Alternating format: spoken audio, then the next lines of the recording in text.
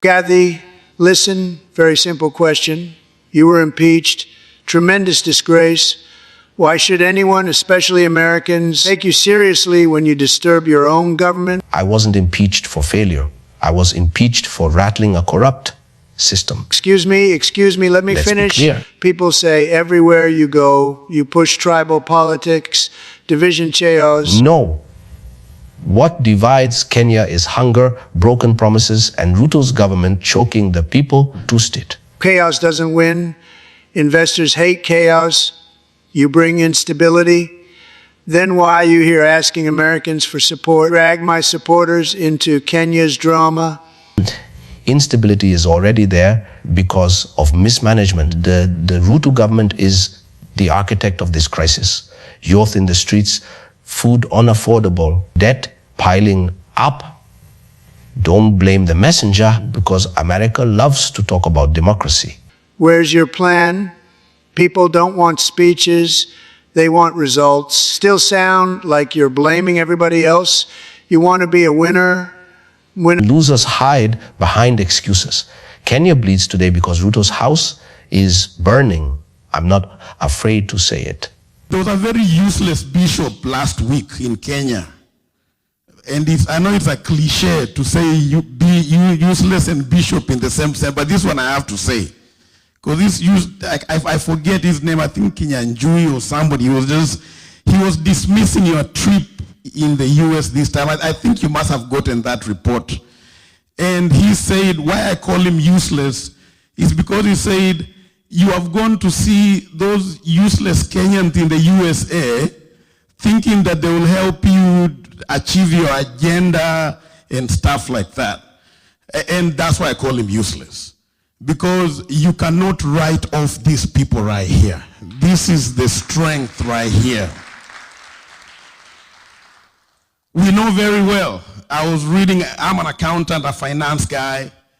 The Kenyans in diaspora contribute 1/3 of the US economy through the remittances that we send back home. Hiyo ndio inasaidia wale shosho, guka, nyumbani, watu wa mjengo wote. So you cannot dismiss 1/3 of your economy. We can decide to be a very big mobilizing power.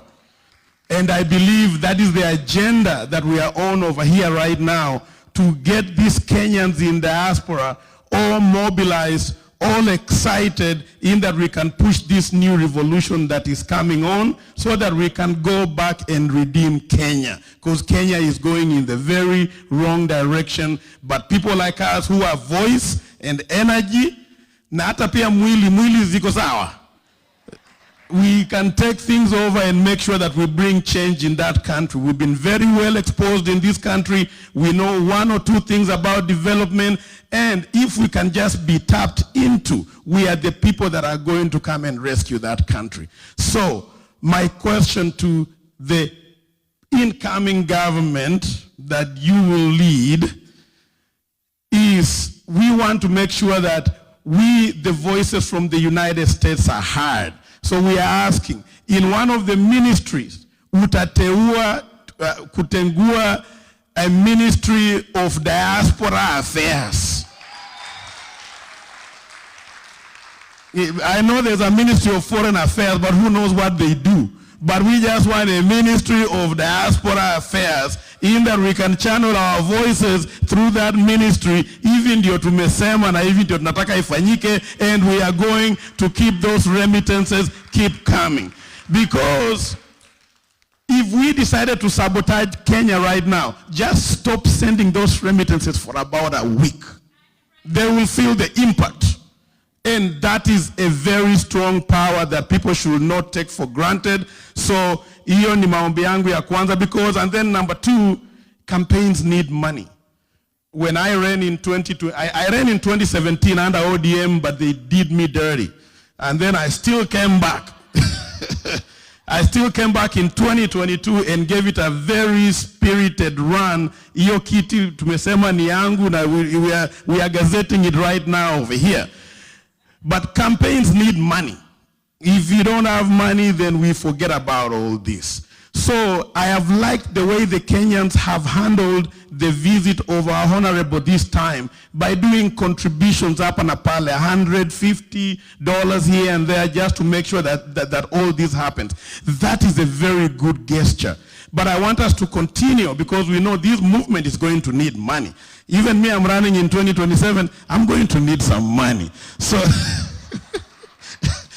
so let's keep the fundraising spirit going on. So we really need to coordinate. Bwana Kingori, you're doing a good job. The Ken Park and everybody for this visit, we did a good job. But let's go back to the drawing board and let's see how this community in diaspora can be a cash machine in making sure that we take over leadership in 2027. Because we are over here saying, the Honorable Rigathi, he cannot rule and govern by himself. He needs MPs.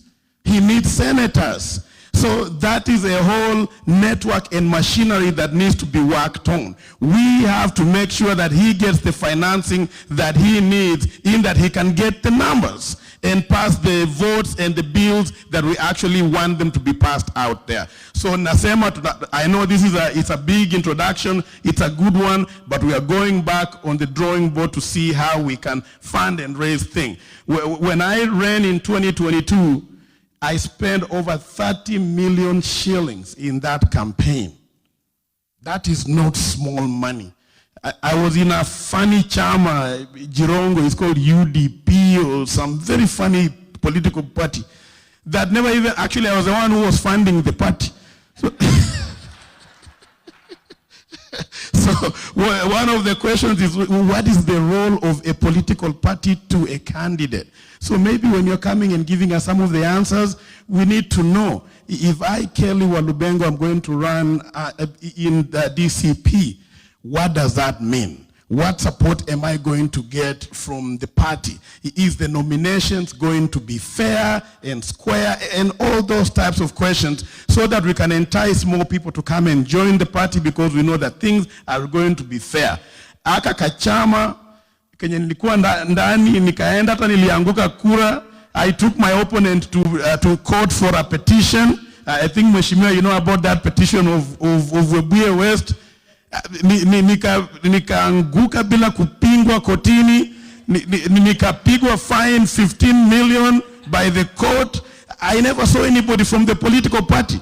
But when I was the front runner, they were with me. Kelly, you're doing a good job. But when I failed, I never saw anybody but my wife. My wife was there feeling my pulse at night. You know, when you lose, our mothers, our wives, very important. Nilikuwa ninashtuka saa 8 ya usiku, bibi ananishika, you okay?